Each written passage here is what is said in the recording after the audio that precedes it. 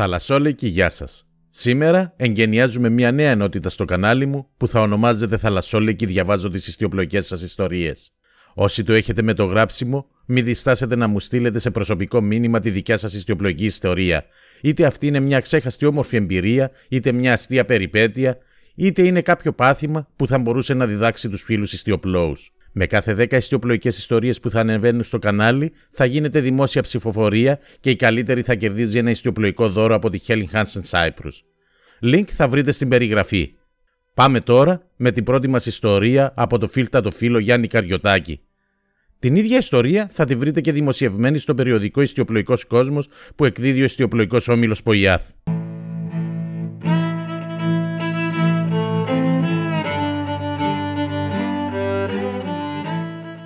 Καλώς ήρθατε. Επιτρέψτε μου να σας συστηθώ αν είναι η πρώτη σας φορά που βρίσκεστε στο κανάλι. Είμαι ο Αργύρης, εκπαιδευτής και προπονητής ιστιοπλοείας. Αν σας αρέσει η ιστιοπλοεία, μπορείτε τώρα να κάνετε εγγραφή στο κανάλι πατώντας το κόκκινο κουτάκι που θα βρείτε κάτω από το βίντεο, αλλά και το καμπανάκι για να μην χάνετε κανένα από τα επόμενα βίντεο. Όσοι θέλουν να έρθουν σε επαφή μαζί μου και να ρωτήσετε κάτι, μπορείτε να το κάνετε μέσω των social media του καναλιού. Link θα βρείτε στην περιγραφή, όπου εκεί επίσης μπορείτε να βρείτε πληροφορίες για τις πηγές που χρησιμοποιώ, αλλά και τους τρόπους που μπορείτε να στηρίξετε την προσπάθεια που γίνεται στο κανάλι Cyprus Sailing TV. Η Μιμόζα, το ιστιοφόρο μας. Ένα Ντέχλερ 35. Είναι ένα σκάφος και για κρουαζιέρα, αλλά και για αγώνες.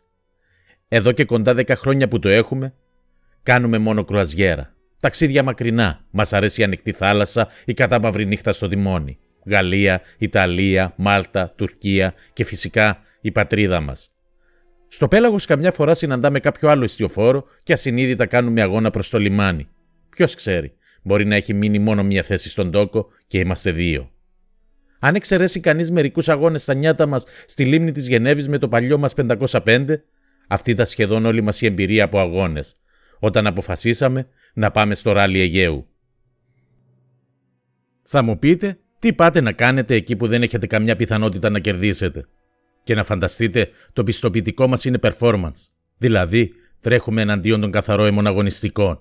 Εμείς οι κρουαζιέρες που μια ζωή αλωνίζουμε τη Μεσόγειο από Μασσαλία μέχρι Κέκοβα, νότιο-ανατολικά του Καστελορίζου. Η ιδέα να τρέξουμε ένα τέτοιο απαιτητικό αγώνα ήταν παλιά. Θέλουμε να δείξουμε και στους άλλους ιστιοπλόους, τους απλούς σαν και εμάς, ότι στην αγωνιστική ιστιοπλοεία υπάρχει χώρος και για μας. Μη αθλητές και αγωνιστές που όταν χάσουν 2 λεπτά γίνονται έξαλλοι. Ο αγώνας γίνεται ο φορέας να μαζευτούμε μαζί, να περάσουμε μια καταπληκτική εβδομάδα, να γνωριστούμε, να συναγωνιστούμε για να γίνουμε καλύτεροι. Να δείξουμε και στον κόσμο, στους νέους, ότι η ιστιοπλοεία δεν είναι ένα κλειστό σπορ ρεζερβέ στους λίγους που ξέρουν ή στους καφάτους πλούσιους. Και έτσι, σε αυτή τη γιορτή, όλοι κερδίζουμε. Και οι πραγματικοί αθλητές που σεβόμαστε και ζηλεύουμε λίγο, αλλά και όλοι οι άλλοι. Αυτός ήταν ο πρώτος λόγος. Ο άλλος, πιο προσωπικός. Η Virtual Regatta και ο γύρος του κόσμου Single Hunter από τον καναπέ δίπλα από το αναμένο τζάκι κάθε 4 χρόνια δεν με ενθουσιάζει πλέον. Βαρέθηκα.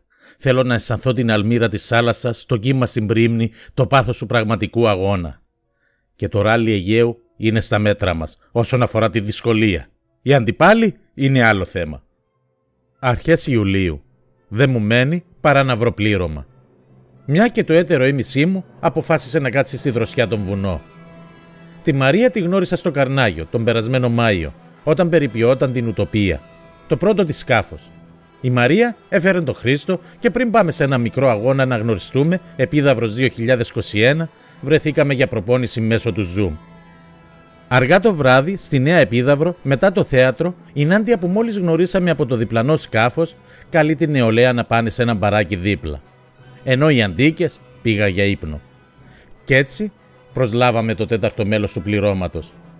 Ραντεβού Σάββατο 17 Ιουλίου στο Δελφινάριο, 2 ώρες πριν την εκκίνηση. Να δούμε και λίγο το σκάφος. Σάββατο πρωί. Φορέσαμε τα κίτρινα μπλουζάκια μας με το όνομα του σκάφους σε γραμμική Β. Λύσαμε και με τον ενθουσιασμό που μας επιτρέπει η ανεμελιά μας για την κατάταξή μας, βρεθήκαμε στη γραμμή εκκίνησης. Γύρω μας με δέος κοιτάμε τα αγωνιστικά σκάφη να ελίσσονται με ταχύτητα. Τα μαύρα πανιά. Λες και ξέχασαν τι έγινε με τον Αιγαία. Τα πολυπληθή πληρώματα με τις στολές τους από πάνω μέχρι κάτω. Συγχρονισμός, πειθαρχία. Στον μπαμ της εκκίνησης καταφέραμε να βρεθούμε κατάορτσα χωρίς ταχύτητα. Κάθετα στη γραμμή και μακριά. Χάλια. Το πλήρωμα δεν πτωείται με τέτοια μικροπροβλήματα και μετά από λίγο ξεπερνάμε τον Κορμοράνο και κυνηγάμε το Τρίνιτι. Ο αέρας λίγος, αλλά αρκετός να μας πρόξει μέχρι το Σούνιο και το Σούρουπο μας βρίσκει ανατολικά του Σαν Τζόρτσι. Κατά τα μεσάνυχτα, συντροφιά με τα κόκκινα φανάρια στις κορυφές των ανεμογεννητριών, πάω να κοιμηθώ λίγο. Όταν η Μαρία με ξυπνάει μετά από 3-4 ώρες, πάλι τα κόκκινα φανάρια δίπλα μου. Μείναμε ακίνητοι όλη τη νύχτα. Μόνο ένα μικρό ρεύμα μας παρασέρνει νοτιοδυτικά. Με την ανατολή του ήλιου, ένα μικρό χάδι στα πανιά μας φέρνει στη νότια Κίνθνο. Όπως αναμενότανε, πέρασαμε τελευταίοι την πόρτα της Κύθνου, τον Άγιο Δημήτριο. Μετά από μια δύσκολη νύχτα με άπνοια και συντροφιά τον πονεμένο Σαν Τζόρτσι. Μετά την Κύθνο, άπνοια τελείως. Σαν να είχαμε φουντάρει επιτόπου. Αδύνατο να φτάσουμε στην Τίνο πριν τις 9 μετά μεσημβρία που ήταν το όριο του χρόνου μας. Χωρίς μιλιά, διασταυρώνουμε τα βλέμματά μας και με μια δόση ενοχής γυρίζουμε το κλειδί της μίζας. Πλώρη για το Φίνικα στη Σύρο. Σπίτι μου, αρόδου, με το σιδερένιο πανί. Την επόμενη μέρα που ο αέρας φόρτωσε λίγο, πάμε Τίνο με τα πανιά. Μας καλωσορίζει μια κυρία που μας ψάχνει από χτες να μας δώσει μια μπουκάλα κρασί. Το βράδυ, απονομή βραβείων, σε ένα καταπληκτικό χτήμα σε ένα από τα φημισμένα ορεινά χωριά. Ο πρώτος στην κατηγορία performance, ο πρώτος στην κατηγορία sport και ο μεγαλύτερος σε ηλικία από όλους μας και κατά πολύ. Αλλά τίποτα στο μοναδικό που τερμάτισε πρώτος στη Σύρο. Δεύτερο μπράτσο, αυτό που φοβόμασταν πριν ξεκινήσουμε. Τίνος ψαρά.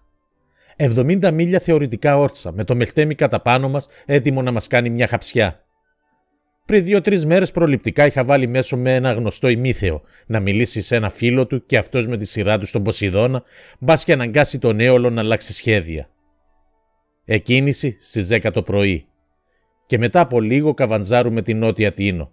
Ανεβάζουμε μπαλόνι. Νοτιάς αντί για Μελτέμι. Άντε να δω τώρα τι θα μου ζητήσει για αντάλλαγμα το φιλαράκι. Και η μέρα περνάει με το ρυθμό της κάθε τσίμας. Με την Άντια να κάνει καλά 110 τετραγωνικά μέτρα μπαλόνι. Με το που νυχτώνει, ο αέρας πάει για ύπνο.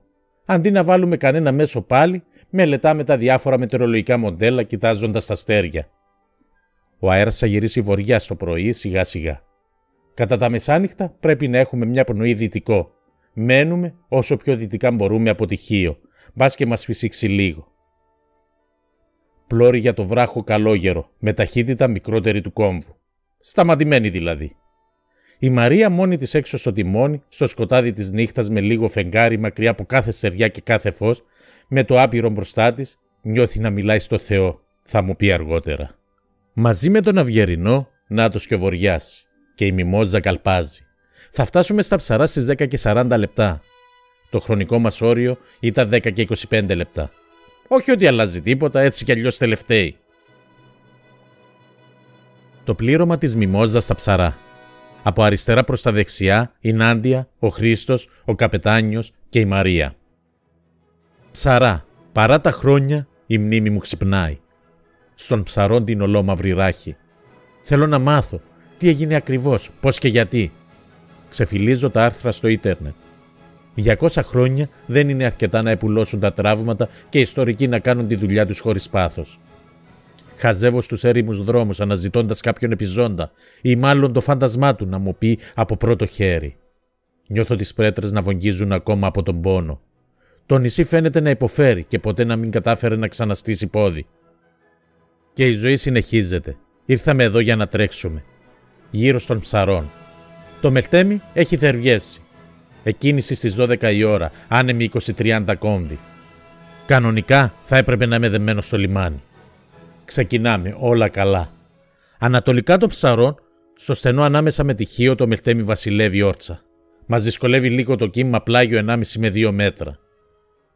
Είμαστε βόρεια των Ψαρών όταν σπάει η σκότα της Τζένουας. Κάνουμε τάκ. Όχι για πολύ, γιατί σπάει και η δεύτερη. Μαζεύουμε την Τζένουα και βάζουμε τις σκότες του μπαλονιού. Για ευκολία δεν κάνουμε την ιερή καντιλίτσα, αλλά βάζουμε το κλειδί που κανονικά πάει στον μπαλόνι. Χάσαμε 20 με 30 λεπτά, αλλά συνεχίζουμε, το ηθικό απτόητο. Τερματίζουμε τελευταίοι. Τι να σου κάνει το φιατάκι μας μπροστά στις Πόρσε. Πάμε πρίμνα να τυλίξουμε την Τζένουα και να μπούμε στο λιμάνι. Μας μένει μόνο 1 μέτρο πανί έξω όταν ακούμε ένα μπαμ στο ρόλερ. Η Τζένουα ξετυλίγεται βίαια. Ανοίγουν τα κλειδιά, φεύγουν οι σκότες και όλη η Τζένουα ελεύθερο πουλί έξω στον αέρα να χαροπαλεύει. Το ρόλερ άχρηστο πλέον. Ο άνεμος έχει φορτώσει 30-35 μίλια. Εκείνη τη στιγμή θυμάμαι μια μανούβρα που είχα διαβάσει σε ένα βιβλίο. Με τη μηχανή κάνουμε γύρους γρήγορους και κλειστούς γύρω από τον εαυτό μας. Και αφού έχουμε μπλοκάρει το ρόλερ με ένα σκηνάκι στη βάση του, γίνεται το θαύμα και η Τζένουα τυλίγεται. Μια βόλτα γύρω από τον πρότονο σε κάθε περιστροφή. Μας παίρνει 10-15 λεπτά. Μεγάλη βλέπετε η Τζένουα. Τα υπόλοιπα πληρώματα στο λιμάνι μας κοιτάνε από μακριά και προσπαθούν να καταλάβουν το τι συμβαίνει. Γυρίζουμε και δένουμε. Στην απονομή το βράδυ ακούω τους φίλους να μιλούν για τον ψαρά Φέρλινγκ. Τώρα η μέθοδος έχει και όνομα. Σάββατο 24 Ιουλίου, τελευταίο μπράτσο. Ψαρά Σούνιο. Ξένοι φίλοι, βλέπετε έχουμε και διεθνείς οπαδούς, με προειδοποιούν. Το κύμα πριν το Καβοντόρο θα φτάσει 2,5 μέτρα και ο αέρας θα αγγίξει 38-40 κόμβους. Τρισμούδες και φλόκος θιέλης. Η Τζένουα μας είναι άχρηστη χωρίς το ρόλερ. Το πορτοκαλί χρώμα του φλόκου πάνω στην ασπρογαλανή θάλασσα τραβάει τους επίσημους φωτογράφους. Οι πιο ωραίες φωτογραφίες της μιμόζας που έχω. Ο αέρας 7-8 μποφόρ, το κύμα ψηλό δευτερόπριμα. Αλλάζω με τον Χρήστο στο τιμόνι κάθε ώρα κάτω από το βλέμμα της Νάντιας. Και όταν δεν τιμονεύει, φυλάει τα κύματα. Έρχεται κύμα, με προειδοποιεί. Το κύμα απειλητικό. Μας σηκώνει από την πρίμνη σαν καριδότσουφλο. Περνάει από κάτω από τη μιμόζα σαν να θέλει να τη χαϊδέψει και φουσκώνει μετά, κρύβοντας τις κορυφές στο βουνό της Έμβιας. Και έτσι περνάμε το Καβοντόρο. Και κατά τις 10:30 το βράδυ, μετά από 12 ώρες και κάτι, τερματίζουμε στο Σούνιο, κάτω από το φωτισμένο ναό. Πάλι τελευταίοι. Ψηλά, λίγο κάτω από τον ναό του Ποσειδώνα, η Επιτροπή και μάλλον λίγος κόσμος μας περιμένει. Η μεγαλύτερη ανταμοιβή για μας. Και έτσι ολοκληρώσαμε το πρώτο μας ράλι Αιγαίου. Μετά από λίγες μέρες στην ησυχία του λιμανιού μας, κάποιος με ρώτησε: «Με τέτοια ταλαιπωρία θα ξαναπάς?» «Ναι, θα ξαναπάω. Θα ήμουνα στην πρώτη τάξη του δημοτικού όταν μου χαρίσανε το πρώτο μου βιβλίο, η ζωή του καπετάνιου Κουκ. Μεγάλωσα με τις ιστορίες του Μαγκελάνου, των πειρατών, των μεγάλων ιστιοπλών. Ο δικός μου ωκεανός είναι η Μεσόγειος, το Αιγαίο μας. Εκεί φτάνουν οι ικανότητές μου. Το ράλι με έκανε να ονειρευτώ και βρήκα αυτό που ήθελα. Ελπίζω με τη συμμετοχή μας να δείξαμε ότι όλοι μπορούμε και του χρόνου να απολαμβάνουμε το πρωινό καφέ μαζί με άλλους 5-10 σαν και εμάς, στον πρώτο προορισμό του 51ου ράλι Αιγαίου. Ευχαριστώ πολύ που παρακολουθήσατε το βίντεο. Αν σας άρεσε, κάντε like και share καθώς και εγγραφή στο κανάλι αν δεν το έχετε κάνει ήδη. Επίσης, αφήστε τα σχόλιά σας είτε θετικά είτε αρνητικά.